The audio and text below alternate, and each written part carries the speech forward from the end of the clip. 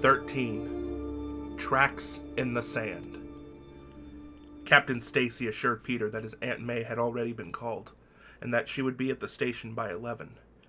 Peter made sure to arrive at exactly the same time, and met her at the front by the desk sergeant's station. It all seemed so surreal. Peter had been convinced that the next time he saw May Parker, it was going to be with Mary Jane at his side, and MJ would be showing the ring sparkling on her finger. In that way, he'd finally be responsible for bringing some joy into May Parker's life. Instead, old heartaches were being resurrected, as Peter and Aunt May were escorted into a small conference room, where Captain Stacy was waiting for them.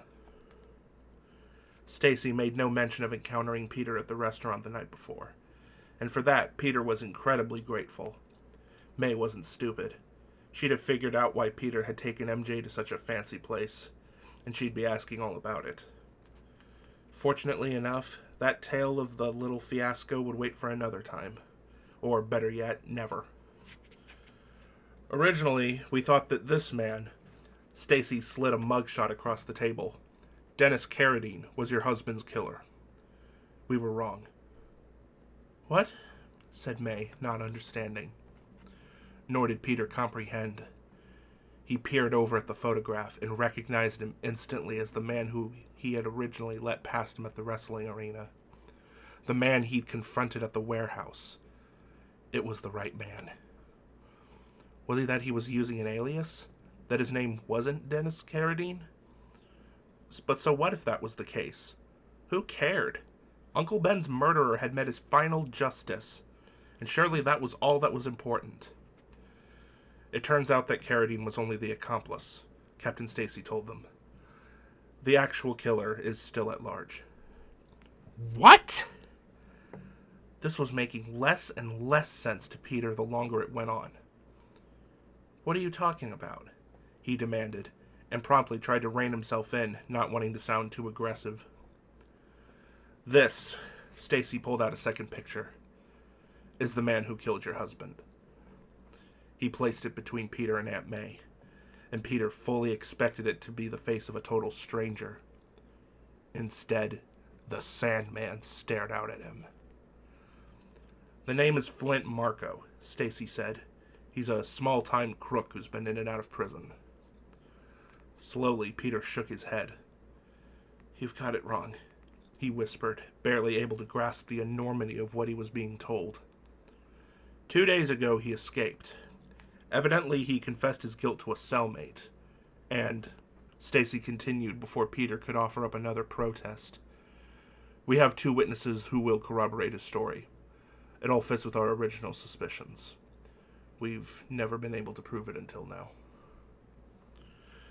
Peter was rocked back in his chair. A deep pounding pulsed in his temples, and he didn't even hear Aunt May asking, Would you mind taking these photographs away, please? Instead, his mind was whirling with this new information that knocked the props out from under his entire belief system. For so long, for so much time, I've been beating myself up, telling myself that I could have stopped the criminal who killed Uncle Ben. That if I had, Uncle Ben might still be alive. And instead, he conjured up a mental picture of Flint Marco walking up to Uncle Ben and ruthlessly blowing him away. Whatever had happened to Marco to transform him into Sandman, it must have been since that night. Recently, in fact, otherwise they'd never have been able to hold him in the first place. On some level, there should have been relief. A massive burden of guilt should have been lifted. He'd never encountered Flint Marco before, and thus couldn't possibly have caused Uncle Ben's death, through inaction or any other action. Instead, a deep, dark ball of fury began to build within Peter. Uncle Ben was doomed from the start. Nothing I could have done that evening would have had even the slightest impact on how things turned out. At least when he had believed himself directly responsible, he felt, strangely enough, as if he had some control over his life. But now he was learning that he'd never had any control at all. Uncle Ben never had a chance. Everything that Peter had done in the past 2 years to atone for his great sin was simply an endless pursuit in the face of an existence that had suddenly become terribly, even blindingly unfair. Useless. All of it useless. Bad enough I could never bring Uncle Ben back, no matter how much I do. But now I could never have saved him in the first place. With great power comes great responsibility. And what if I had no power, huh? That evening, despite all my abilities, I couldn't have done a thing to prevent Ben's being shot and killed. So with no power comes what? No responsibility? I should be able to do whatever I want. And right then, what Peter Parker wanted more than anything was to get his hands around Flint Marco's throat. Flesh and blood, sand, it made no difference. He wanted to find him and kill him with his bare hands, no matter what it took. "I'm sorry, Mrs. Parker," Captain Stacy was saying, removing the photographs. "I know this isn't easy, but please be patient. We're doing our job. We will catch him. We will catch him." Peter, seething with barely contained rage, said between clenched teeth, "I don't think you're doing your job. I watched my uncle die and we went after the wrong man, and now you're saying..." His voice began to rise in pitch and volume. "You had suspicions for 2 years? Witnesses? Why weren't we told about this?" "Settle down, son." Peter stood, bubbling over with fury. "No, I have no intention of settling down. This man killed my uncle, and he's still out there." He headed for the door, ignoring Aunt May's cry of, "Peter!" and Captain Stacy's plea to calm down and take a seat. The only thing he was hearing was the pounding in his head that urged him to get out of there, to find Flint Marco, to avenge the death of his uncle. A vengeance that had waited far too long. As night fell, a sand cloud drifted through the canyon of skyscrapers and toward a medical research facility on 27th and Park Avenue. Sandman had gotten the hang of moving without attracting undue attention, keeping the grains of his body far enough apart that, even if people looked straight at him, they would see no more than a faint discoloration in the air. He sought and found a ventilation duct on the side of the building and seeped into it. He still had no clear idea of how his mind was truly functioning when he was in this form, other than to think that every single grain of sand contained a part of his consciousness. Once inside, he consolidated his body so that it continued to flow as one steady stream of sand. He moved quickly through the ventilation shaft and found a place where it opened out into a men's restroom. He ran the grains through the duct, pulling himself together until he looked relatively normal, then stepped outside and glanced around for a directory. Not seeing one anywhere, he asked a passing technician, with as polite and harmless-looking an expression he could muster, where one might find Dr. Ralph Wallace. "One flight up, room A15, the technician said. He started to walk away, then turned around. But he doesn't like to be disturbed during... There was no sign of the man to whom he'd just spoken. As the technician shrugged it off and decided that maybe he'd been working too hard, Sandman eased his way down the ventilation shaft, went straight up, then over, and continued to make his way around until he finally found room A15. He moved in through the shaft toward the inside of the room, and the air duct was shut tight. Apparently, Dr. Ralph Wallace wasn't big on air conditioning. Or maybe he was a germaphobe, convinced that viruses floating around from another part of the facility might work their way through the air and infect him. Sandman was momentarily annoyed, then decided it was another one of life's little challenges to overcome. Moving in a different direction, he found a small separation in a connection point and eased his sandy body through it.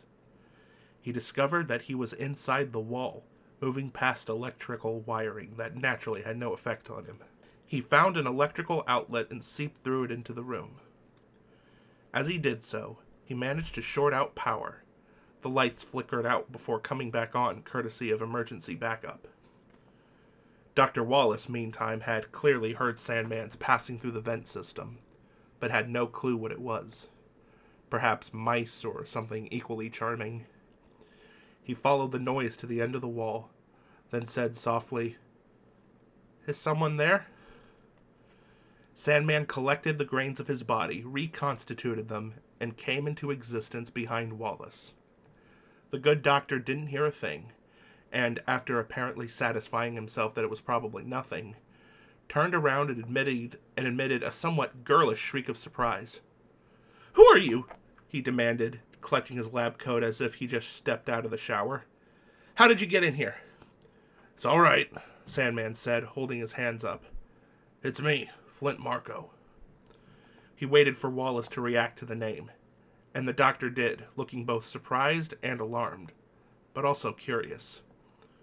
"I wrote you from prison about my daughter, Penny. She still needs your help." Wallace looked worried that, if he didn't say the right thing, Marco might destroy him. He took a deep breath, steeling himself, and said, "I can't help you. I wrote you back. I tried to explain in the letter. I didn't have the funding to finish the research. The little money you did send barely bought test tubes."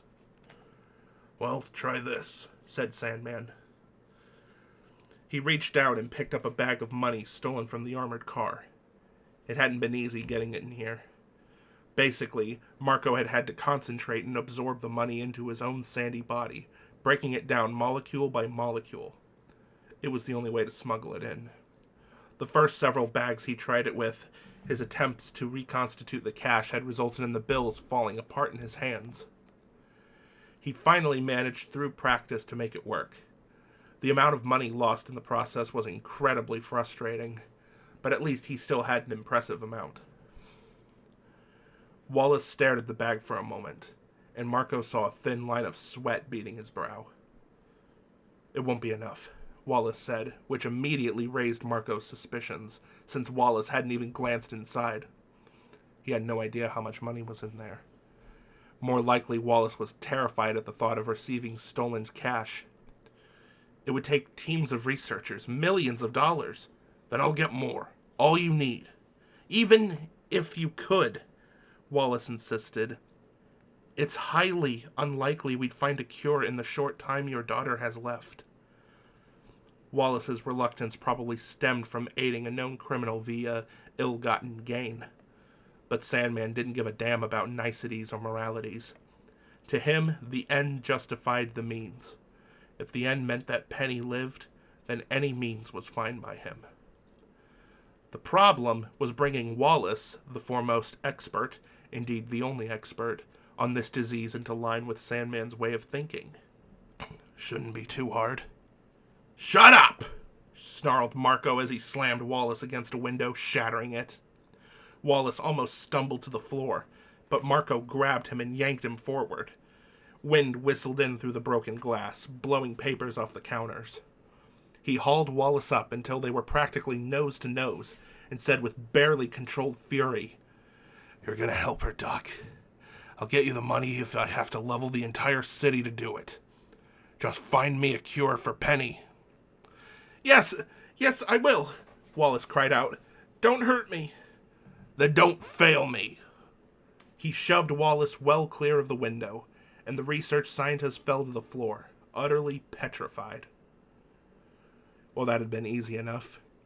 A meeting of minds established in just a few seconds through threat and intimidation. Satisfied with the way matters stood, Sandman released his mental hold on his body and streamed out the window, running down the side of the building. The dust-up with Wallace already behind him, he got busy thinking about his next move, and where he was going to get the money he needed. Wherever it was, he was certain to find it. He was going to save Penny, find her a cure that had waited far too long. 14.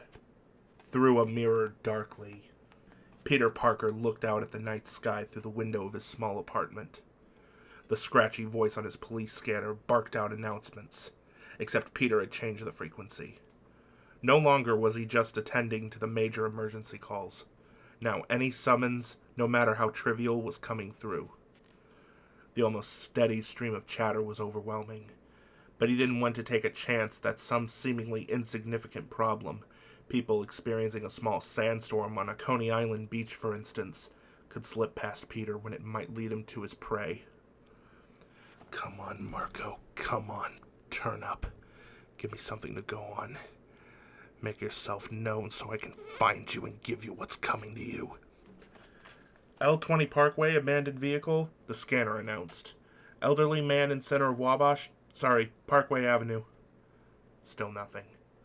He turned and glared at the scanner, as if mentally commanding it to give him something useful. There was a knock at the door. "Who is it?" he called, not really interested. "It's me, Mary Jane." He heaved a sigh. Only the day before, he would have sprung across the apartment and thrown the door open, overjoyed to see her. Now, somehow, Mary Jane's presence seemed irrelevant. He had matters of far greater concern on his mind. It was as if she belonged to a part of his life that, if he hadn't left it behind, had at least become inconsequential. Still, he couldn't just leave her standing out in the hallway. He crossed to the door, opened it, and turned back to the police scanner. "I'm not here about what happened at the restaurant. I'm sorry that happened," she said, her hands fluttering slightly in agitation. Whether she was or not was of no great concern. The restaurant incident was a lifetime ago. "But Aunt May called me, told me about this convict and what he did and Uncle Ben. She's worried about you." "She worries too much," Peter said curtly.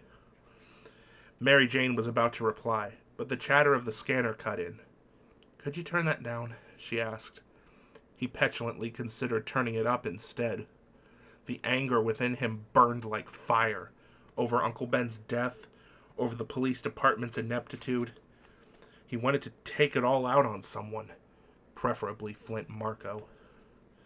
But Marco wasn't here, and Mary Jane was, and there was no reason to misplace his aggression on her just because she was trying to help, even though he didn't need it.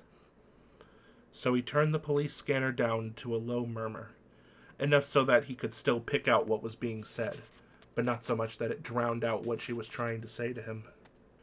"Your aunt hopes you won't do something foolish," she said. "Like, try to find my uncle's killer? Why wouldn't I?" He could understand that Aunt May was concerned about him, but why was Mary Jane telling him this? She, unlike May, knew Peter's secret. She knew what he could do, and how he was more than capable of taking care of himself. Why was she coming here, relaying May's worries? Why wasn't she with Aunt May, assuring her that Peter was a grown man who could make intelligent and informed decisions, and she could rest easy? Mary Jane's hand hovered above his forearm, as if she wanted to rest upon it affectionately, but she withheld it. Instead, her voice dropped to an understanding tone. "I know how that night has always been on your mind. You hunted down the wrong man, but you couldn't have known when you pushed him that he wasn't the wrong man. He was a criminal and a thief, and if he didn't kill Uncle Ben, there's no saying that he wouldn't have if given the opportunity. And there's no telling whom else the creep did kill in his career that we'll never even know about. And you weren't there. You don't know what happened. You don't know what you're talking about." His jaw tight, he said. "He had a gun on me. I made a move and he fell. I didn't push him." "I'm not accusing you of anything. I understand how you must feel." "Do you? At least you have a living mother and father. It may be dysfunctional as hell, but you have them. As long as they're alive, there's hope that things can be straightened out, matters settled, closure made. How could you possibly understand?" "I'm here," Mary Jane went on, "because I loved your Uncle Ben too. And if I can help you in some way, I'm here to be here." Flustered, she said, "I just want..." Okay, enough. This was way too little, way too late. Peter was currently seeing the world through a blinding wall of pain and anger, and Mary Jane was simply throwing meaningless words to him from the other side of it. "I don't need your help," he said brusquely. "Thank you for coming." If she was put off by his tone, she didn't show it. Perhaps she expected it and had decided ahead of time that she wasn't going to let it bother her. Everyone needs help sometimes, Peter. Even Spider-Man. This pride of his, she emphasized, as if speaking about a different person altogether. Maybe even he's not perfect. She waited a moment for him to respond. He didn't. The last thing Peter wanted to do was prolong her stay. She nodded once, a silent acknowledgement of his wishes, then walked out the door, closing it softly behind her. Peter returned to the police scanner and turned it up louder than before, hoping that it would drown out the frustration that was roiling within him. Hoping that it would drown out her voice that was still echoing in his head. He glanced at the clock. 8:45 p.m. What had Mary Jane been doing here when she should have been on stage? He brushed the thought from his mind and went back to listening to the reports. Eventually, tiring of doing nothing other than hunkering down next to the police radio, Peter pulled on his Spider-Man costume, ready to leap into action at a moment's notice. With the mask in his hand, he looked out the window for what seemed the 100th time that evening and muttered, "Where are you, Marco?" He no longer gave any thought to Mary Jane's visit, never even considered picking up the phone and calling Aunt May to assuage her fears. The rest of the world seemed to fall away until there was only him and, somewhere out there, Flint Marco. He considered randomly swinging around the city, searching for Sandman, hoping to stumble over him. But that was likely a waste of time. Waiting for a police summons to at least steer him in the right direction was clearly the more logical way to go. But logic didn't do a damn thing to satisfy his desire for action. He felt like a racehorse trapped behind a gate that refused to open. More time passed, and Peter, tired of ineffectually pacing, lay down on the bed, continuing to listen to the scanner. With everything that was on his mind, one thing was for certain. No way he was going to fall asleep this night. Naturally, within the hour, he was dead to the world. The scanner crackled at him. Car 604, domestic disturbance at 3515 Belmont, apartment B. Woman caller is at knife point, hysterical.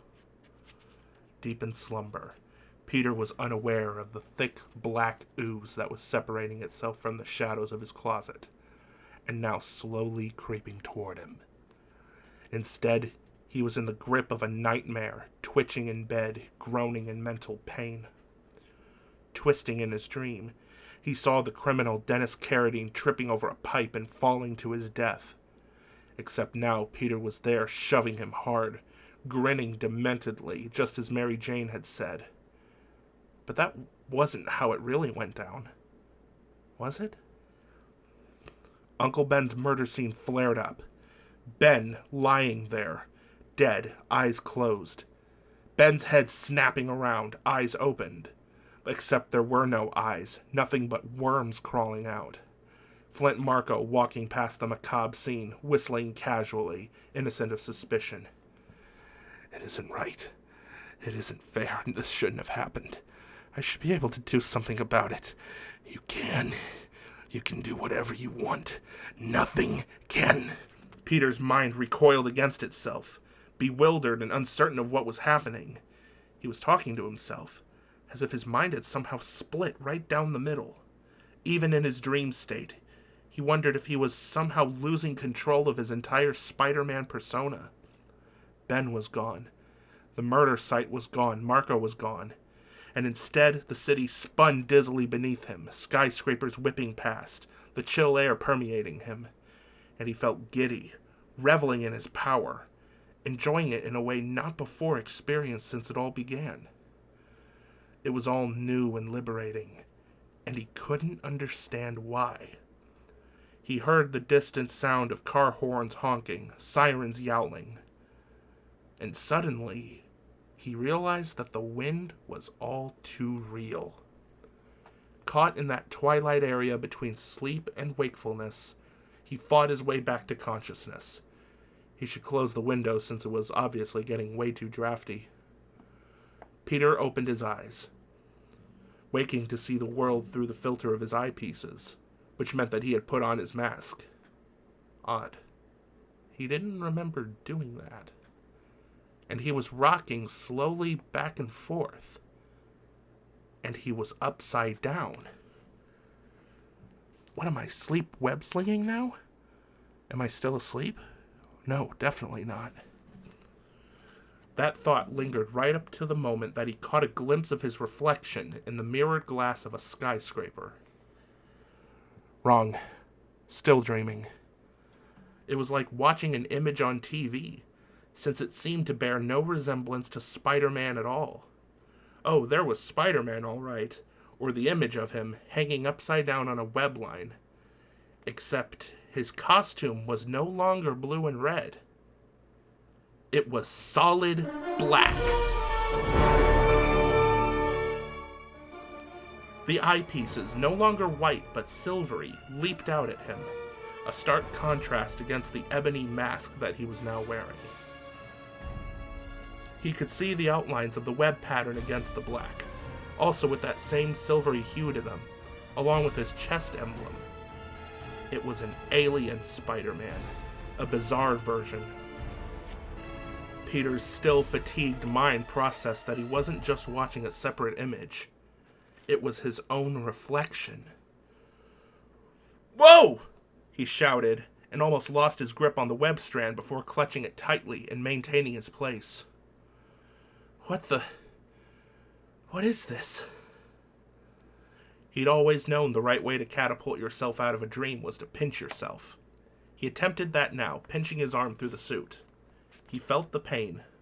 That torpedoed the entire dream theory. Even stranger, though, was that the suit seemed to pull away from his skin like elastic. When he released it, it snapped back. Whatever this tarry stuff was, it hadn't simply covered the suit. It had actually permeated it, been absorbed through, adhering to his skin. The goblin? Harry? This must be his doing. He must have regained his memory and... Even as the thought crossed his mind, he dismissed it. Harry had been focused on one thing, the death of Peter Parker. If he'd regressed to his villainous mental state, had come to Peter's apartment and found him asleep, he would simply have killed him. The Sandman? Didn't seem likely. The Sandman? Didn't seem likely. So where the hell had this thing come from? A lab experiment gone wrong? A trap by an enemy he hadn't even encountered? Panic welled within him, but faded just as quickly. He felt an almost soothing sense of peace and well-being, so much that it never occurred to him to question it. He stopped to study, really study the way his reflection appeared in the building. Not satisfied with the distance, he vaulted free of the web line and landed on the building's side. He flexed one arm, then the other. Amazingly, his muscles were larger. He felt stronger, too, nearly bursting with power. It was as if he were reborn. No, more than that. He was truly alive for the first time in his life. It wasn't just the strength he sensed burgeoning within him. He was more attuned not only to his own body, but to the entirety of the city as well. The full potential of his spider sense pulsed in his brain, as if invisible web lines radiated in every direction, and he was at their center. Just as with a real spider, any small vibration in any of the lines instantly caught his attention. He wanted to do more. He could do more. Whether that was coming from a deep-seated need or from somewhere else within that had only now manifested, he couldn't say. Peter was oblivious to the concept that whatever had bonded with him might have its own mind, its own agenda. That while he was busy testing the limits of his own abilities, the creature was doing the exact same thing. The black-suited Spider-Man ran. Moving at breakneck speed, he sprinted down the face of the building and then leapt powerfully. He somersaulted in midair, bounded off a lower rooftop, and landed with perfect precision upon a narrow ledge. Not something that would have been beyond his abilities to accomplish before, but not this effortlessly. He would have been looking ahead, calculating distances, making sure that he could pull it off. Instead, as if his body no longer needed his conscious mind to function, he simply leapt into action, moving with far greater sureness and facility than ever before. "No problem," he said, confirming it for himself. "How'd I do that?" He caught his reflection in the mirrored glass, turned this way and that, said, "Gotta be the suit. But how did..." As a scientist, his first impulse was to go home, remove the suit, presuming he could, and find some way to study it. It was the height of recklessness to be throwing himself across hundreds of feet in the air without the slightest true comprehension of what this thing could and could not do. But the impulse was quickly smothered, again by some part of his mind that wasn't his. That time, though, Peter started to fight it. Although he didn't consciously experience it, part of his core personality started to rise through the static that the suit was creating within his mind, like a deep-sea diver in distress, struggling back toward the surface. The alien symbiote, for that was what had attached itself to him, fought for its own survival. It reached deep within Peter, found that which was most distressing him, then plucked the single strand on Peter's newly heightened spider sense that would lead him straight to his quarry. Peter, not realizing that the symbiote had triggered the response, suddenly knew, just knew, exactly where Flint Marco was. Something in his head did a fast zoom in, a movie unspooling in his brain just for him, and his concerns about the creature bore no further thought. Instinct kicked into overdrive as Peter bounded away from the building, webbed down toward the street, moving dangerously fast. Peter Parker wasn't the only individual in the city with a police band.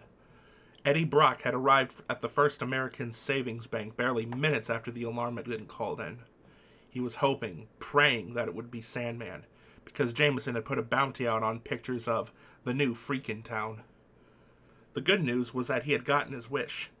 The bad news was that, because of traffic and some horrendously crappy luck, Eddie had gotten there after the real action. 2 cop cars lay on their backs, flipped over like a child's toys. Steam rose from them, the cops all unconscious within. Sandman had tossed them the moment they'd arrived, not giving them even half a chance. The bank windows were shattered, and since there was almost no glass on the outside, it meant that Sandman had smashed them in.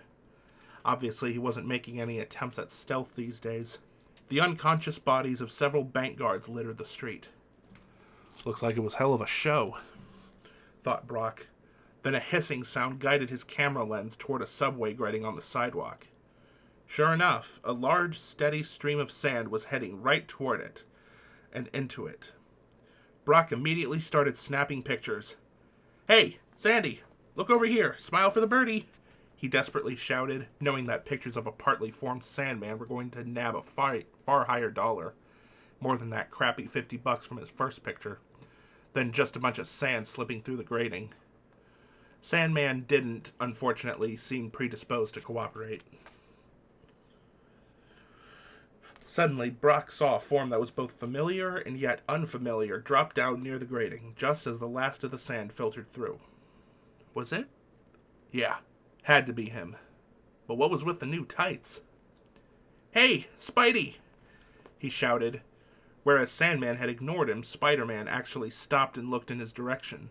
Focusing the camera on him, Brock remarked, "Going formal these days? Love the new outfit. Hey, give me some attitude." "How's this?" replied the black-suited Spider-Man. He reached in Brock's direction, and suddenly a web line shot out, snagging Brock's camera. Brock let out an alarmed shriek of protest as Spider-Man sent the camera flying from Brock's hand and slung it against the side of a building. The camera exploded into metal and glass fragments on impact. Brock was paralyzed with shock as Spider-Man said cavalierly, "New suit, new attitude."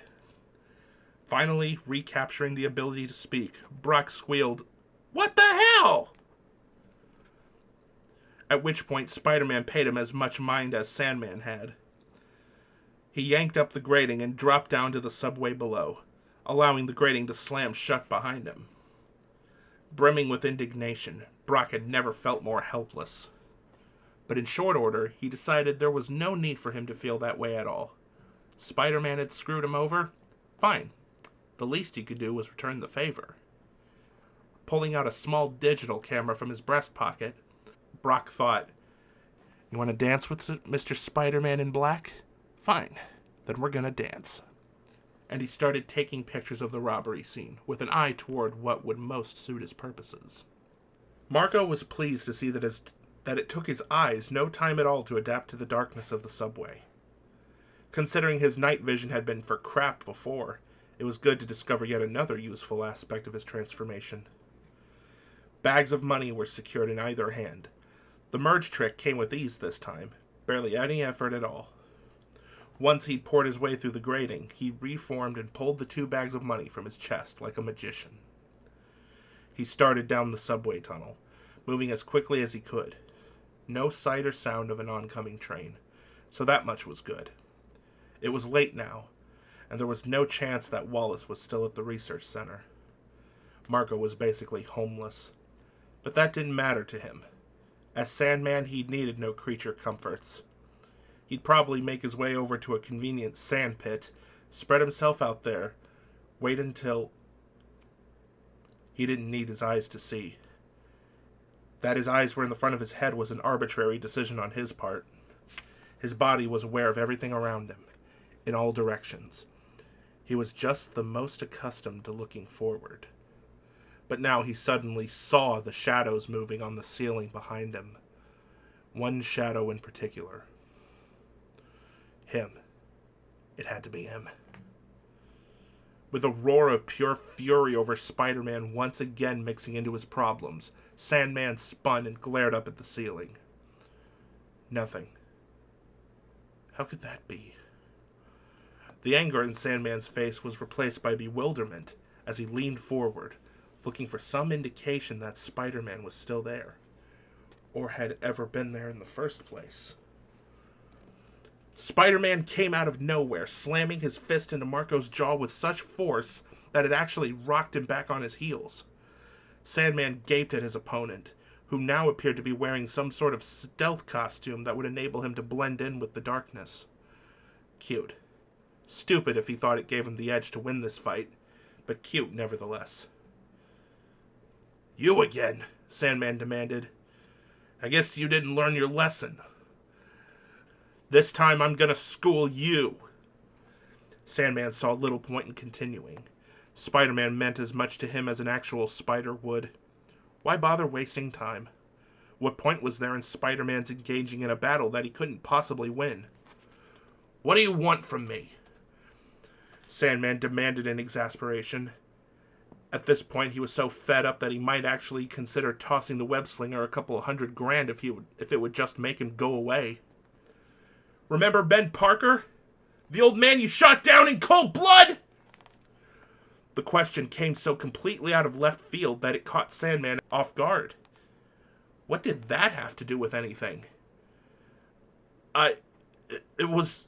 Marco stammered, unsure of how to respond. He shook off the momentary confusion and snapped, "What's it matter to you anyway?" "Everything!" To his utter shock, Spider-Man yanked off his mask. Marco hadn't given the slightest thought as to what the web slinger really looked like, but he was surprised to see just how young he was. Then Marco really looked closely, and even though the young man's face was twisted in rage, Sandman nevertheless recognized just who was facing him. "My God, this is personal." "He was an old man!" snapped Peter Parker. "Why not just force him out of the car? He couldn't have been a problem for a big guy like you. Why? Why'd you have to kill him?" Parker pressed forward, and Sandman actually backed up, not in the face of his power, but because of his foe's anger, battering at him as if it had weight and substance. "You're a coward, like you were that night." "Well," Parker's voice dropped into a tough guy cadence that was a reasonable facsimile of Marco's own. "I'm gonna beat you up real bad. And then I'm gonna do it again. And then I'm taking what's left of you back to that cell, where you can rot for the rest of your life!" Sandman shook his head. That ain't gonna happen. I've got an important thing to take care of. Something I'd swore to see to. He briefly considered telling Spider-Man exactly what was going on with his daughter, but decided against it. He didn't need this guy's sympathy or his understanding. He just needed him to get the hell out of the way. And if he wasn't going to do it willingly, then he'd make it happen against his will. And you ain't stepping in my way again. Now step aside. I will never step aside for you. And I'll just have to take you apart, here and now. With a deft motion, Spider-Man pulled his mask back on and made a little inviting wave of his fingers. Bring it! Marcos took a step forward, his fists cocked, and actually felt sorry for the poor idiot. Not only was Spider-Man a glutton for punishment, but he was still carrying all kinds of grief over the death of the old man. Screw him anyway. He's the enemy. He's the bad guy. He's trying to stand in the way of my helping Penny. Nevertheless, Marco was reluctant to launch a full-out assault on him, and admittedly was also a bit stung over the charges of cowardice. Because of that, rather than simply blasting him with a full-on sand assault, Marco came straight at him. He thinks I'm afraid to take him on. Think again. Spider-Man swung a fast double punch combination, and this time Sandman didn't allow the blows to pass through his body.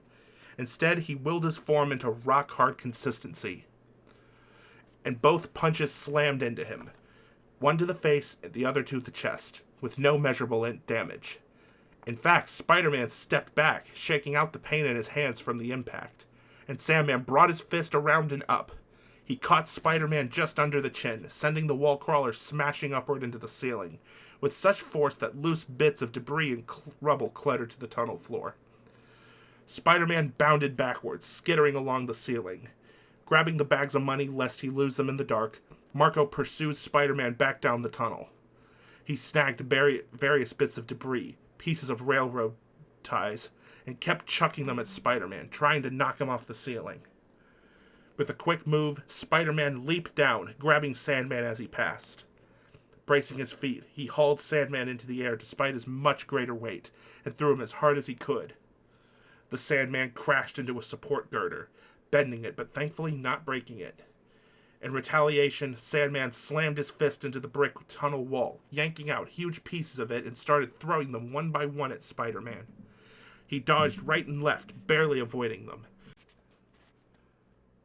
as the sounds of the large pieces of debris hitting the wall echoed up and down the tunnel. Eddie Brock heard the sounds of struggle echoing up from below. He got down on his knees, peering into the empty space that yawned beneath the grating. From his vantage point, he could barely see the tracks far below. Suddenly he saw, or rather was barely able to make out, the black-clad image of Spider-Man being slammed down onto the track. Then his view of Spider-Man was cut off by Sandman, who landed atop Spider-Man, knocking the wind out of him. Sandman grabbed the web slinger and started shoving him back toward the third rail. If Spider-Man came into contact with it, he'd be fried. Without hesitation, Brock pulled out his digital camera and aimed it downward, praying that there'd be enough range on the flash to pick it up. Maybe Spider-Man would visibly sizzle, as if encompassed by lightning. What a picture that would make. Displaying frightening brute strength, the Sandman pushed Spider-Man farther back, until Spider-Man's head was just barely inches away from the deadly rail. Just when Brock thought he was going to have the picture of a lifetime, Spider-Man brought his foot up, planted it squarely against Sandman's chest, and shoved as hard as he could.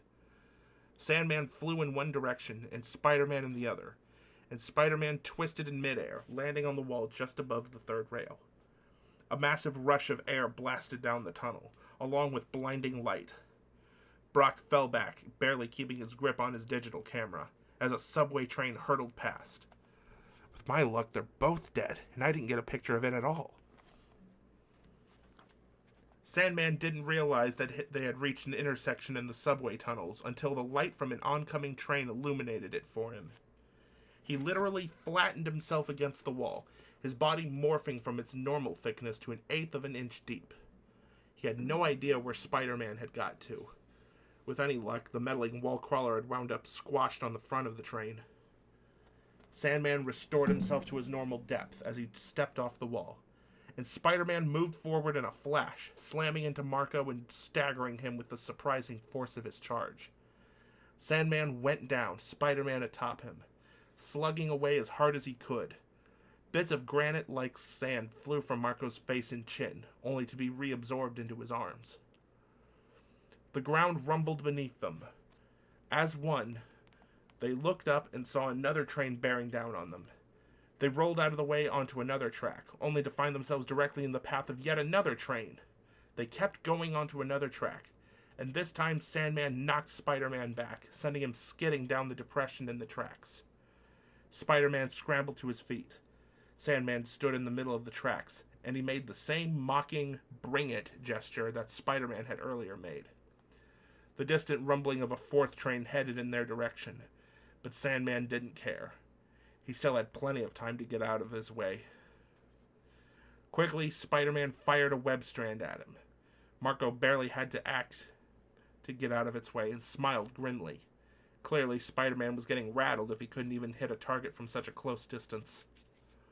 Only when he saw Spider-Man yank hard on the web line and heard a loud ka-chunk did he realize Spider-Man had hit exactly the target he was aiming at. A railroad track switch. When Spider-Man pulled on it, it threw the switch and caused the track beneath Marco's feet to shift. Sandman fell on his back, his arms splayed to either side.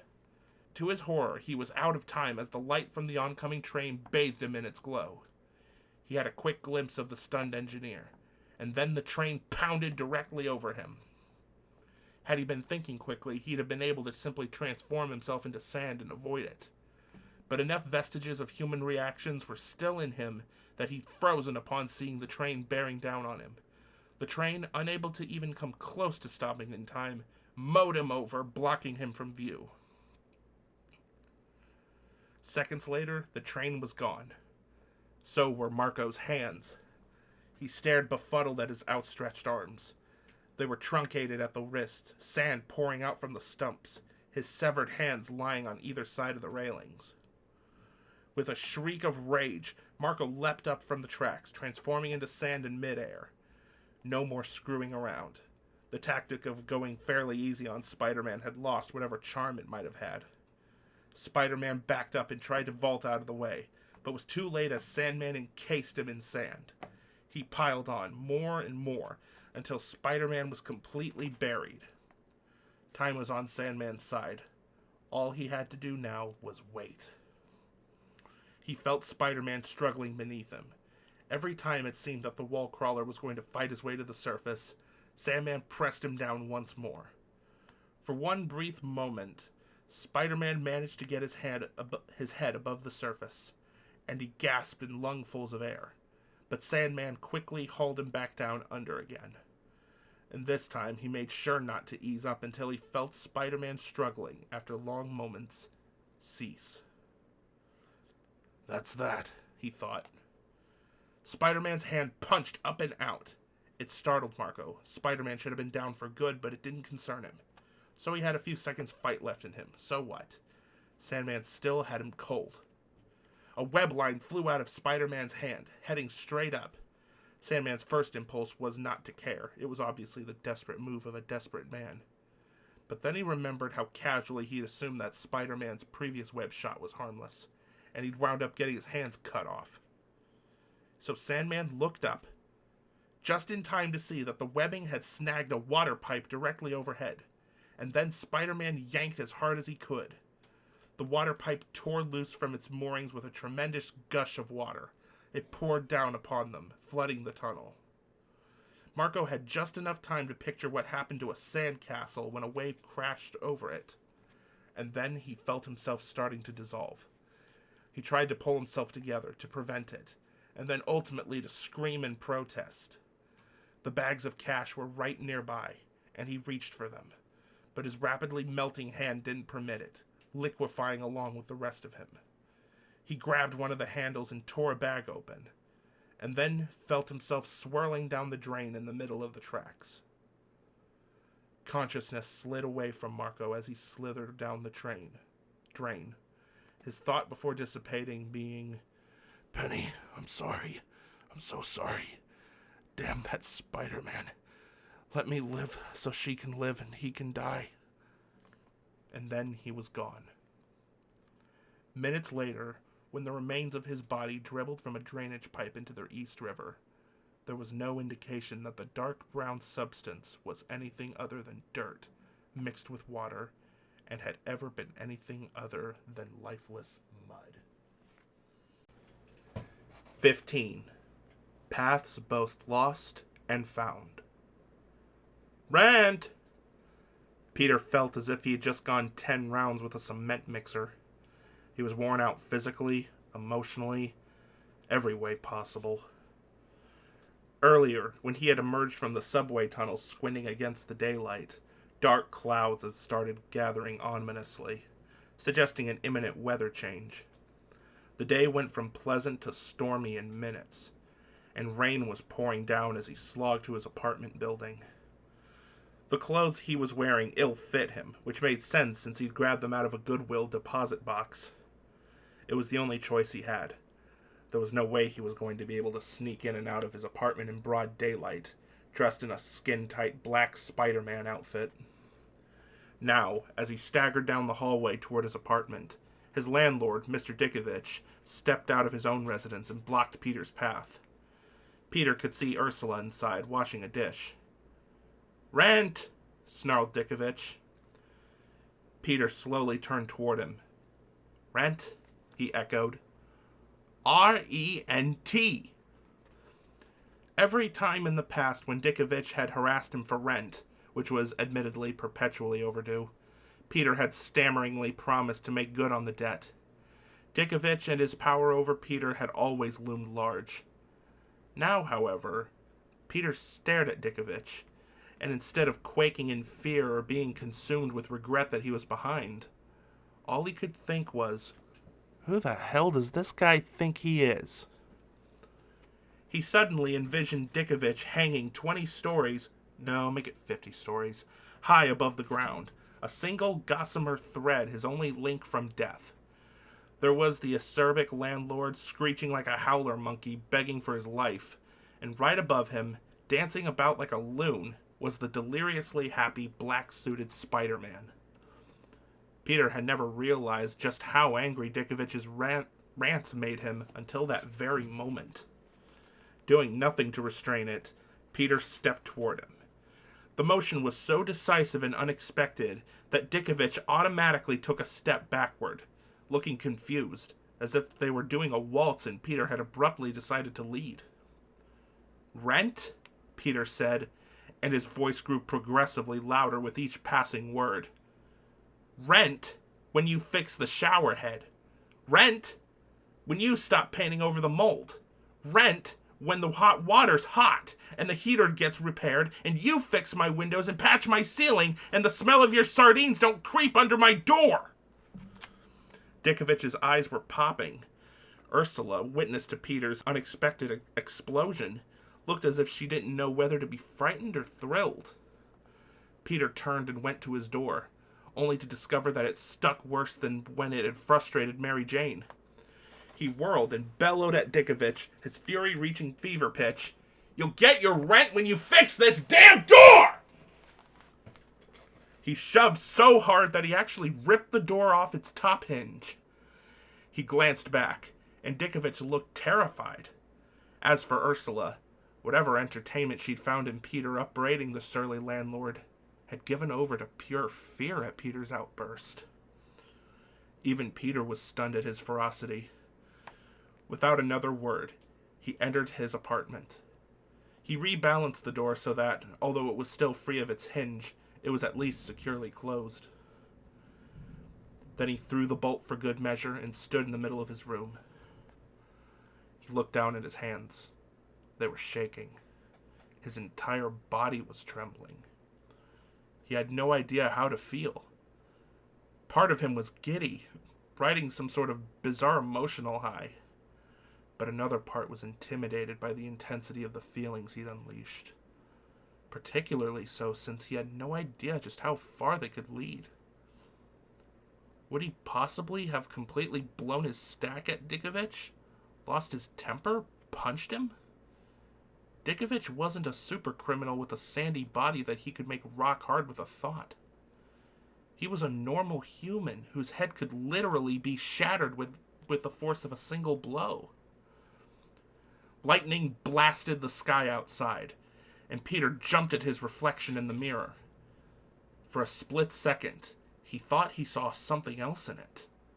The black spider suit, but even larger than it was at the moment, with bristling teeth and an impossibly long, frightening tongue lashing out like a serpent's. Then it was gone, except the image of it had been seared into Peter's brain. And now he was beginning to experience the same sense of intimidation that he'd inflicted on Dickovich. He stepped back, studying his image in the mirror. On impulse, he rearranged his hair, bangs now hanging over his forehead, giving it a looser, more aggressive look. And there was steel in his eyes. Then he looked at the busted hinge. Pulling open the top of his shirt, he looked down at the black and silver costume. Is it making me feel this way? Is that even possible? Of course it is. Anything's possible because I don't know what the hell this thing is. But I've got to find out. Shucking the outer clothing, he started pulling off the suit. The gloves and mask he'd easily been able to remove earlier and tuck away in his pockets. Perhaps that had resulted from a meeting of the minds between himself and the costume. After all, he couldn't very well walk around in street clothes with his mask on. And with his mask off, he couldn't have his gloved hands protruding from his shirt sleeves. But now the rest of the outfit didn't appear to want to go anywhere. Somewhere in the back of his head, he was having second thoughts, telling himself that he should leave it on, that he had never felt so free before, so powerful. Is that me telling me that? Or is it this? That terrifying thought was all he needed to spur him on. Unfortunately, it did not come without a price. The suit was indeed sticking to his skin, and it was like peeling off a coating of glue. He fought not to cry out as the costume resisted his efforts before finally giving way. When he did manage to pull it off over his head, it made loud popping sounds, as if he were pulling an octopus's tentacles clear, but the suckers were trying to hold on. It took long minutes before he was finally divested of his costume. Part of that came from its incredible adhesion to his skin, and part from that Peter was fighting not only the costume, but also himself every step of the way. Toward the end, it was faster. It seemed the less of the costume he was wearing, the more diminished its influence upon him. Is that really true? Is it influencing me? My God, what if it decided to turn me into a mass murderer? Except it would never do that. Except, how do I know that? He threw open the trunk that sat at the foot of his bed, where he habitually tossed all random stuff scattered around the apartment whenever somebody, i.e. Mary Jane, came to visit and he needed to clean up fast. Wadding up the black suit, he tossed it into the trunk. He stared at the crumpled ebony heap, waiting for it to move, to do something, to spring back out at him and wrestle him to the ground. Instead, it simply sat there, as if to say, "What's your problem? I'm just an article of clothing, for crying out loud. It's all in your head, boy. All in your head." I got enough stuff going on in my head without you there, Peter thought frantically, and yet he felt an impulse to reach down, put the suit back on, let the world know that the power of Spider-Man was to be feared, and, shaking it off, he slammed the trunk lid shut, then locked it for good measure. He sank into a chair, unable to take his eyes off it, still trembling from the intensity of his emotions. When the phone jangled sometime later, Peter was still in the chair. He jumped a few feet, startled by the noise, and when he grabbed up the phone, he was relieved to hear Aunt May's voice. He wasn't sure he could handle Mary Jane right then. "Peter," she said, getting right to it, "I'm worried about you. I told Mary Jane, and maybe I shouldn't have, but this business with this Marcus person, Marco, Flint Marco. And you don't have to be worried about anything, Aunt May. I don't? No. He was about to tell her more, but after taking another glance at the trunk, he suddenly felt the need to get out of the apartment as fast as he could. I'll be right over and I'll tell you all about it. He'd had to be judicious in the retelling. Several times he almost stumbled over a pronoun, nearly saying I rather than he in describing Spider-Man's confrontation with Flint Marco. He helped himself by sticking as closely to the truth as he could. He'd explained that Spider-Man apparently listened in on police band radios, that Marco's being sought in connection with the death of Ben Parker had been broadcast, that Spider-Man had confronted Marco, a battle had ensued, and... Peter wondered if he'd be able to go into the specifics of what had happened as told to him by Spider-Man. He didn't hesitate, as it turned out. Indeed, he went into nearly excruciating detail, including Sandman's agonizing last moments and his being reduced to nothing but a small river of mud. A fitting end for someone who was little more than creeping slime. Aunt May's eyes widened as the narrative progressed. When Peter finished, he leaned back in his chair and let out a long breath, feeling exhausted just in the recounting. He waited for May to say, "Thank God Ben can finally rest easy," or "Heaven bless Spider-Man for ridding the world of such a monster." In short, he wanted her to react with the same sort of adulation and praise that the rest of the city had heaped upon him during the We Love Spider-Man ceremony. Instead, to his surprise, May said nothing at first. After some seconds had passed, she finally remarked, "Oh, I see." That was it. Not exactly the reaction that Peter had expected or hoped for. He was about to ask her if she fully understood everything, that Marco was gone, Uncle Ben avenged, the city safe. Before he could, "Spider-Man?" she asked, as if she thought Peter might be misinformed. "I don't understand. Spider-Man doesn't kill people." Peter was stunned at the response. Until that moment, he hadn't even registered the full ramifications of what he'd done. He didn't regret for an instant how Marco went out. How could Aunt May even begin to understand? When you're in a fight for your life, you don't hold back. If you have an opportunity for a killing blow, you take it. And especially when someone deserves it as much as Flint Marco did. Except, when did deserves have anything to do with it? Did Norman Osborn deserve to die for all he'd done? Yes. Dr. Octopus? Unquestionably. Yet, given the opportunities in both instances, Peter had never even come close to taking them out.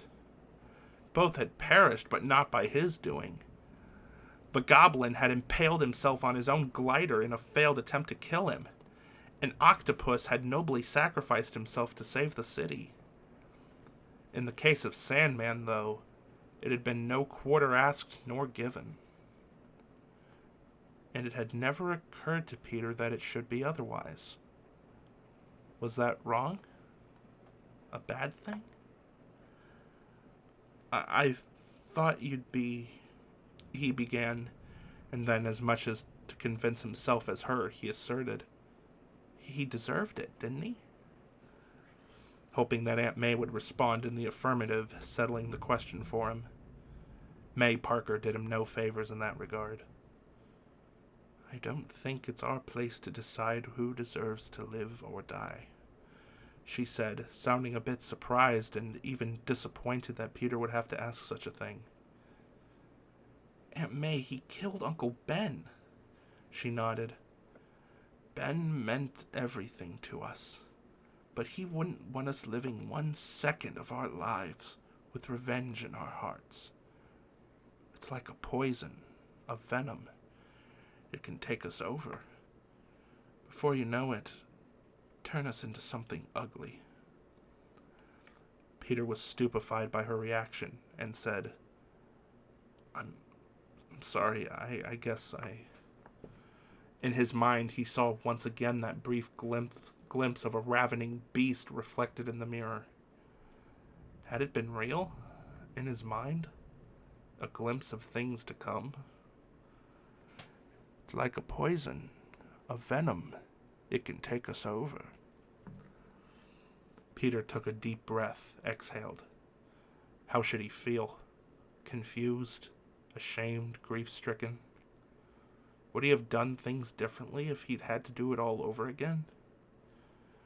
Who knew? That frightened him more than anything else. He nodded, apparently in agreement and understanding of what she was saying. But his thoughts were in turmoil, harboring the same brooding fury from earlier. Had the suit placed it there? Or exacerbated what was already present? Or... Peter had no idea. But he knew he had to find out. Returning to his apartment, and mercifully not encountering Dickovich while doing so, Peter again stared at the trunk for a long while, trying to decide the best way to get a sample of this, whatever it was, off his costume. He couldn't bring himself to do it. He was afraid that, if he opened the trunk, he'd be wearing the costume inside of 5 minutes. He simply didn't trust himself. It couldn't have come out of nowhere. It had to be hiding here somewhere. That thought was daunting, because it ascribed some sentience to whatever had bonded itself to his costume. At the very least, an animal-level intelligence. Or perhaps even more. He didn't like to consider that possibility, but he had no other options. Peter crawled on the floor and checked under his bed. Nothing there but dust bunnies the size of his head. He continued to look around, and then his gaze lit on the closet. Of course. It made perfect sense. He'd even had a strange feeling that the shadows in there had been shifting. It must have been the suit, or the thing on the suit, that had been residing in there, waiting for its opportunity. The more Peter thought of the aspects of intelligence the thing possessed, the more concerned he became. He went to the closet and opened the door, not sure what he was looking for. If it was some sort of living thing, maybe there would be some sort of secretion or excretion, something he could gather as a sample. He moved his clothes around, pulled out the shoes that were piled on the floor, and nearly missed what he was looking for. But he noticed it just before he tossed one of his shoes aside. Slowly, he turned it over and looked at the sole. Some sort of black splotch of goo was on it. If he had given it a casual glance, he would just have thought he'd stepped in some street tar. Because of everything that had happened to him in the suit, he knew better. He tried to remember the last time he had worn the shoes, and it came to him immediately. The opening night of MJ's play. As he got a scraper and a specimen jar to transfer the goo into, he ran through in his mind everything that had transpired that night. The play, the ride out to the Palisades, hanging in the web hammock with MJ, riding back, Harry's assault. Once again, his concerns returned to Harry. Was it some sort of weapon Harry had thrown at him? Something he developed in a lab and... No, it made no sense.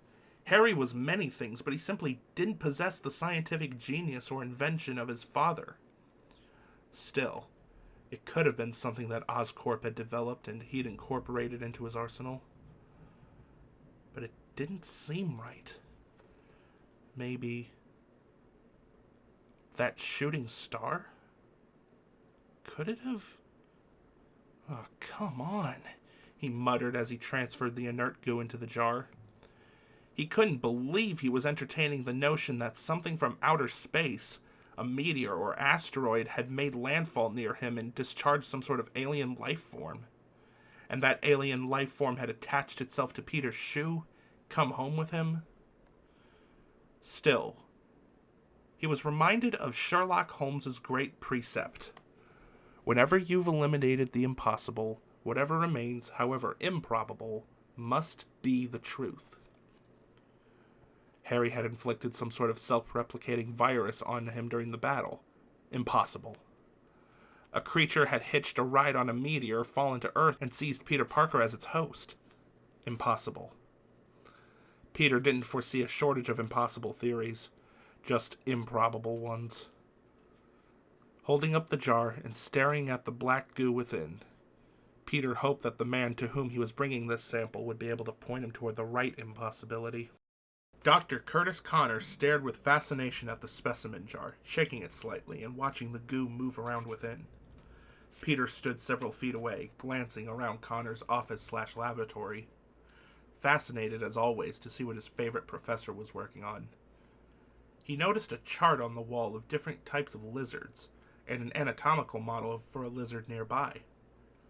He considered that rather curious, since to the best of his knowledge, Connors wasn't a herpetologist.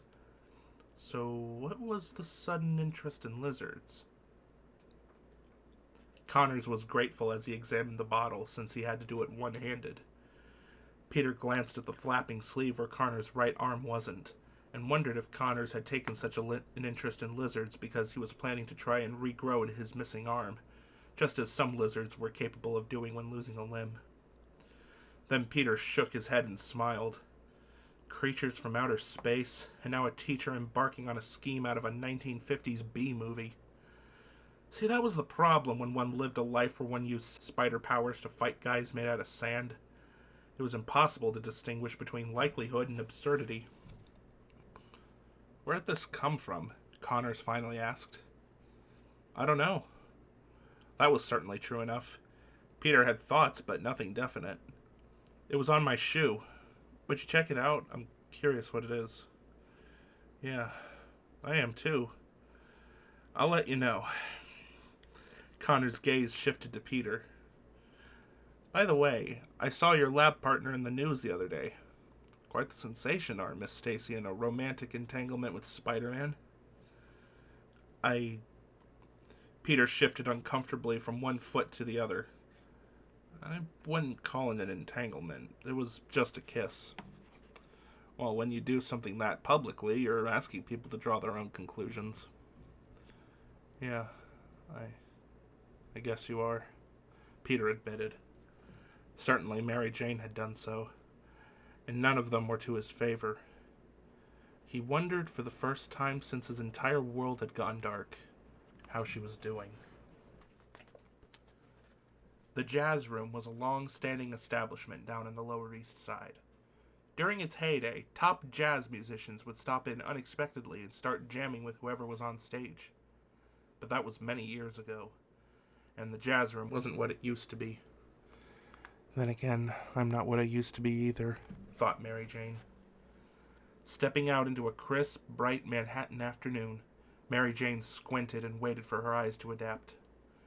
She'd only been in there for 15 minutes.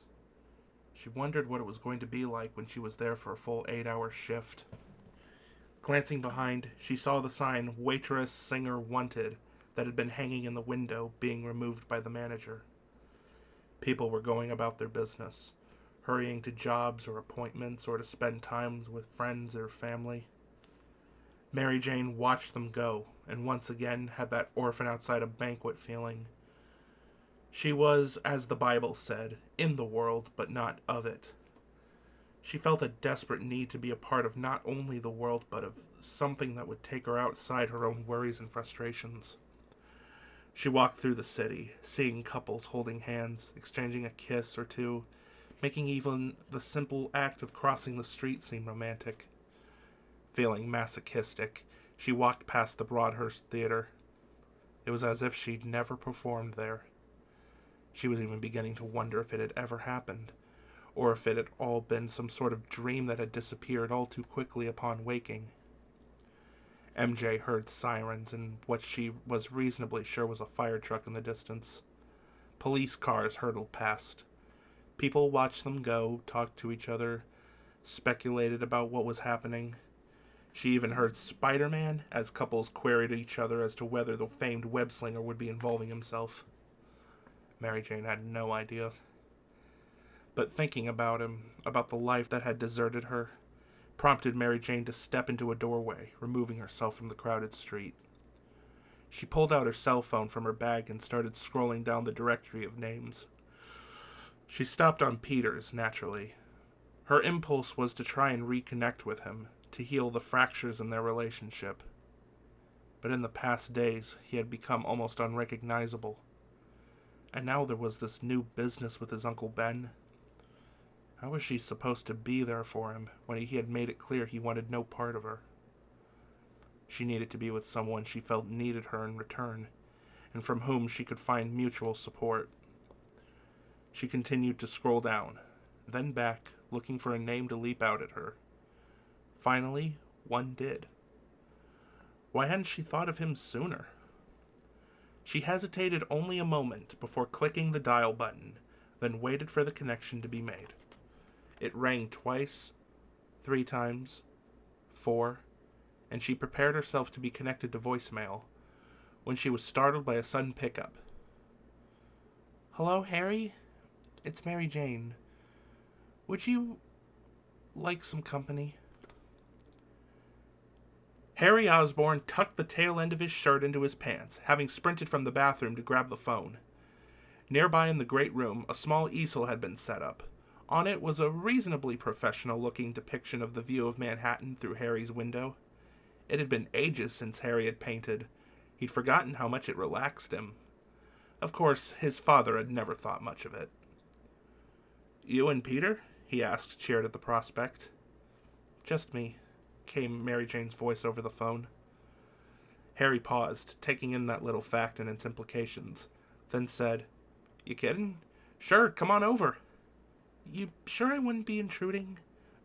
"No, you're not intruding," he laughed, considering the thought absurd. "I'm just hanging out. Come on over." "Okay then, see ya." He hung up the phone, then called, "Bernard!" He moved toward the door and shouted, louder this time, "Bernard!" As if he'd materialized out of nowhere, Bernard appeared at the doorway. "Yes, Harry?"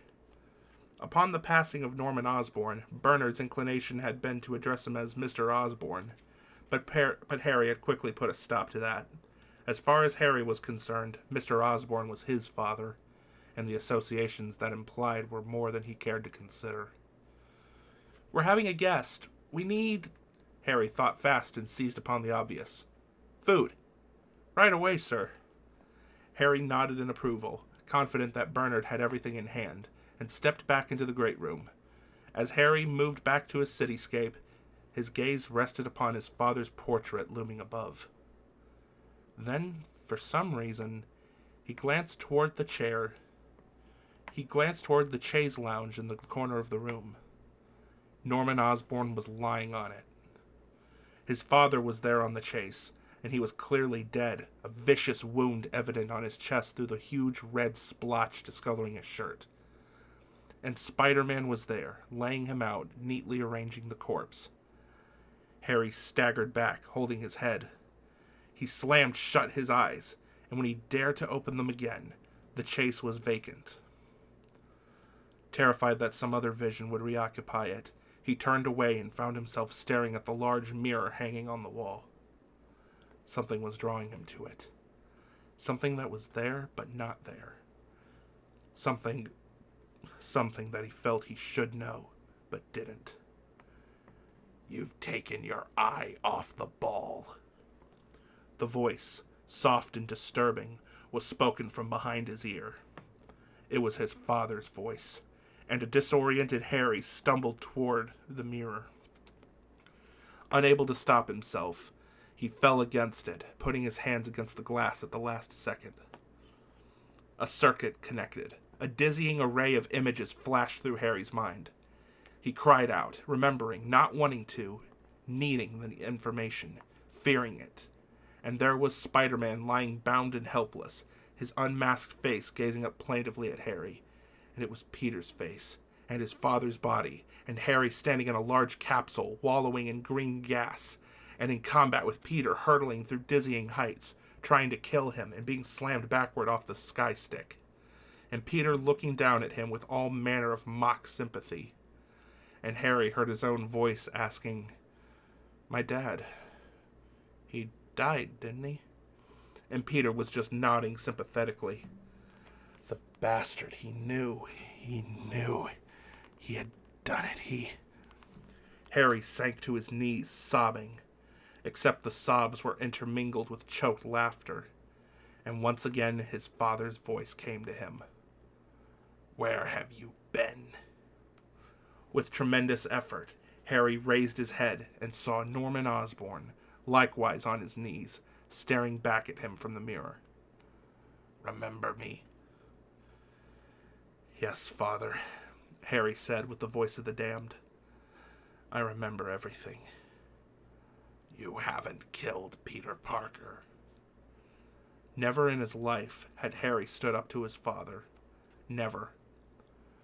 But Norman was no longer in his life, and Harry defiantly told him, things are different now. Peter and Mary Jane are my friends. His father's face twisted in contempt. You have no friends. She's Peter's girl. He's always taken everything away from you. He took me from you. At that, something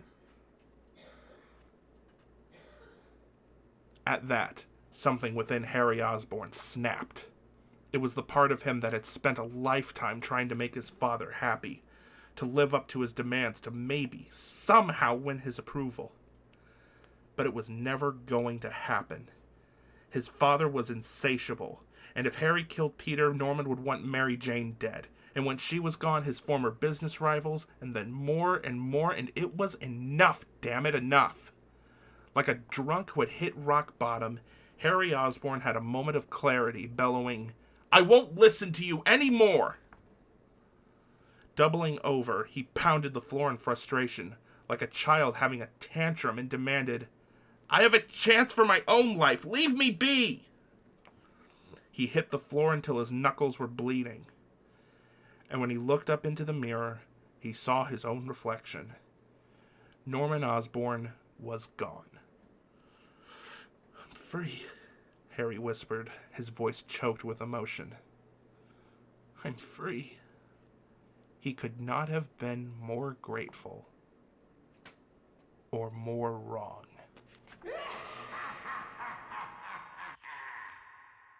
16. Family Reunion. Mary Jane was so happy to see a smiling face that she nearly cried with joy.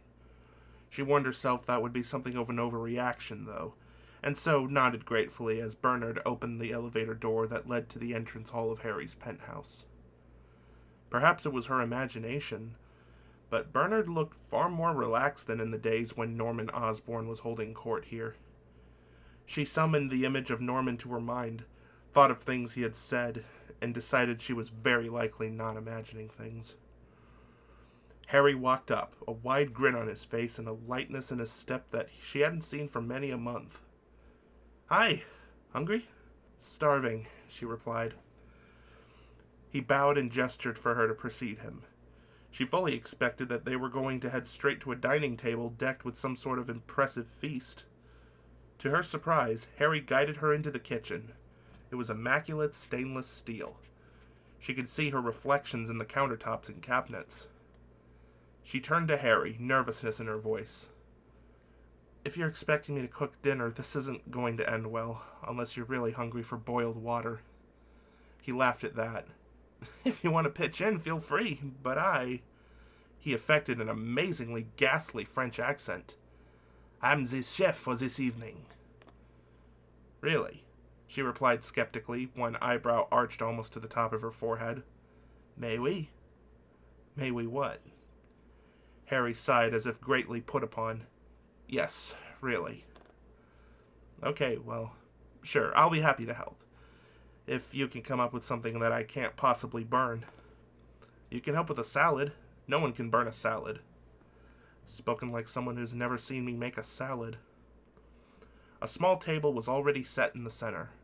Harry pulled out the ingredients for the salad, steered a nervous Mary Jane over to them, then pulled an impressive array of ingredients from the refrigerator. Deftly, he cracked several eggs into a mixing bowl. That alone caused Mary Jane to marvel at his culinary prowess. Every time she tried to break an egg, there was yolk and whites all over the place and shell in the mix. Harry finished beating the eggs. While he did so, a pan was heating up on the stovetop. Putting down the egg mixture, he sliced off a pat of butter and tossed it onto the pan. "I hope you like garlic," he said as the butter started to sizzle. "Love it." "How about some music?" He pushed a button on a nearby wall unit. Chubby Checker singing The Twist filtered through the kitchen. Mary Jane started singing along, doing the twist in the middle of the kitchen. Harry promptly joined in. Each of them had a long wooden spoon in hand, and they started fencing with them as if they were swords, never missing a step or a word in the song. They continued doing so until Mary Jane suddenly saw smoke rising from the pan. "The butter!" she shouted in alarm. Harry never missed a beat. He slid gracefully over to the stove and slowly poured the eggs in. While Chubby Checker was singing about his little sis, Harry gestured toward the array of ingredients and looked at her questioningly. "All of them, go for it," she urged him. With an approving nod, Harry expertly mixed in mushrooms, ham bits, tomato, chopped onion, and garlic. The pan was wide enough that he was actually making 2 omelets at the same time. Mary Jane was amazed at his confidence. In fact, she couldn't recall having ever seen Harry Osborn really confident at anything. This was a wonderful change in him. "It's because his father is gone. I'm probably going to go to hell for thinking this, but if that's what it took for Harry to become the man he's capable of being, then it's for the best." He flipped one omelet and then the other high in the air.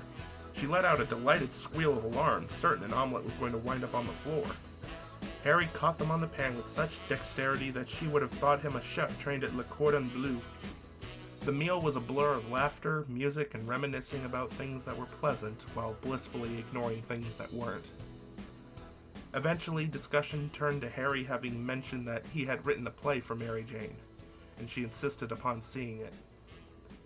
Harry demurred, trying to convince her that it wasn't worth the time it would take to dig it up, but she persisted and wheedled, and eventually Harry was sitting next to her with an old composition book balanced between them. The song "It Had to Be You" was playing in the background. "Well, I'm embarrassed," said Harry, sounding chagrined that he'd given it to Mary Jane's pleas. "It's kinda corny. I was in the 11th grade. You say to this guy, Richard," he adjusted his voice to a feminine pitch, "I've been everywhere, Richard." Realizing that it would be better if Mary Jane did the speech, he slid the composition book more over toward her. "Here, you read it. I wrote it for you." She read slowly, trying to make out the handwriting. As she progressed, it became easier for her to understand, and she spoke with more confidence. "I've been everywhere, Richard. The mountains of India, the open plains of Africa, the isles of ancient Greece. What's wrong with dreaming? Nothing like a little self-deception to get you through the night." "Oh, God," moaned Harry, slumping back in the couch and covering his face in mortification. "Did I write that?" "Oh, Harry, it's beautiful," she insisted. He looked at her in surprise. "Would you like the part?" "Thank you. I'd love to be in your play." They warmly regarded each other, and then Mary Jane leaned toward him. "You know," she said, gently touching the top of his head where the bandage had been, "there's not even a scar, barely." Her hand rested there a moment. Then she moved in closer. Harry responded immediately. Their lips together, warm, pleasant. She kissed him again, trying to project everything she wanted and needed onto him. And she was transported. And she was back to that night in the alley.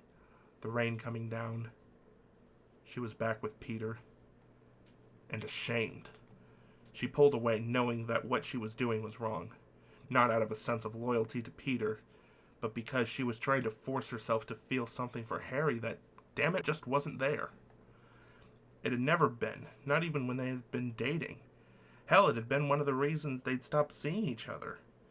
It wasn't just the ruthless unpleasantness of Norman Osborn. It was that, then and now, she was making the huge mistake of trying to make love happen. It didn't work that way. and using Harry in a pointless attempt to make it happen was cruel and unfair. As if the poor guy hadn't been through enough already. "Oh, sorry," she said. "Don't be. I didn't mean... It's okay, please," he insisted and moved toward her again. "I should go." He gently put a hand on her shoulder. "Please don't leave." As delicately as she could, she removed the hand from her shoulder. She held it firmly away, although there was compassion in her face. "Harry, it's been lovely. I didn't mean for you to think." Harry was trembling with, what? Passion, rage, confusion? All of those and more. "What am I supposed to think?" he demanded, his voice rising. "What am I supposed to feel?" His eyes narrowed. His tone was accusatory. "You're thinking about Peter, aren't you?" Not a question. Mary Jane could have lied, but Harry deserved so much better than that. "I guess I am." Harry's head snapped around. Then he shook it as if something painful were rattling around in his skull. Desperately, like a man lurching after a life preserver, he cried out, "No, don't go! Mary Jane, please!" She was on her feet, grabbing her coat. "I'm sorry. Don't leave me alone!" Mary Jane was never more torn. Harry's desperation was painful, but she couldn't stay. Things were spiraling out of control. It was her fault, not his, and if she didn't leave, she'd just be leading him along. As bad as this moment was, remaining would be far, far worse. His voice echoing behind her, she made it to the elevator. Harry was still crying out behind her, but the door closed, cutting off all sound. Mary Jane sagged against the elevator wall and piteously sobbed. She was surprising herself with her capacity for feeling terrible. Every time she thought she hit bottom, she found new lows. They say that misery loves company, but Mary Jane realized at that point that it simply wasn't true.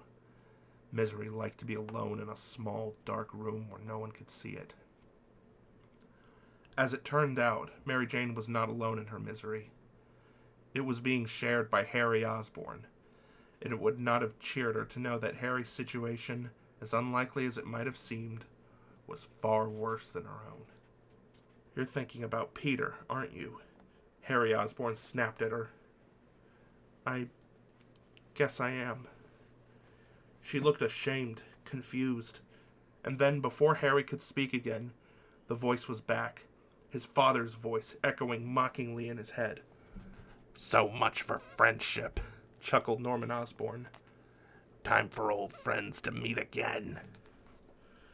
Suddenly, the prospect of Mary Jane leaving him paled in comparison to the prospect of being alone with his father's voice in his ear. "No, don't go! Mary Jane, please!" But he was helpless to stop her. Norman's voice thundered in his head, "Let her go!" And Harry, desperate, frantic, begged for her to stay. She ignored him. She fled from him. Harry trembled in the middle of the great room, and when he turned and faced the mirror, there he was. Norman Osborn, the man who despised him. Norman Osborn who scorned him as a weakling and as useless. Norman Osborn, the only one who was always there for him. Always. Not Mary Jane, not Peter, none of them. Just him. There, said Norman in what he probably fancied was a consoling manner. He put his arms out. "Come to me, son, come to me." And Harry did. Feeling like a dish towel just put through the wringer, Mary Jane stumbled into her apartment later that night, shell-shocked, listless, as at her wit's end as to which way to turn. She noticed that her answering machine was blinking. She reached over and pushed the button. "Hi, MJ. It's Peter," came his voice. Tears started to roll down her face. She had never been so happy to hear it before. "Listen, I just wanted to talk to you about us. I know I've..." The message suddenly stopped. Huh? Peering more closely at the answering machine. The phone line was no longer jacked into the wall. It must have come out during Peter's call, cutting off the message. But why would that be? The only possible answer. Someone had broken into her apartment to pull the jack out, and might well still be there. She turned to leave and let out an alarmed shriek. The goblin was standing right behind her. At least it looked like the goblin, although his costume and mask were different. The top of his head, hair, and everything was exposed and... Harry? But how? He clapped a hand over her mouth. Her eyes widened in horror, and he spoke in a low, soothing voice that was terrifying just because it sounded so friendly. Since you love him, he told her with an easy familiarity that almost made her ill. I think you should call him back. And do as I say, or Peter Parker will die.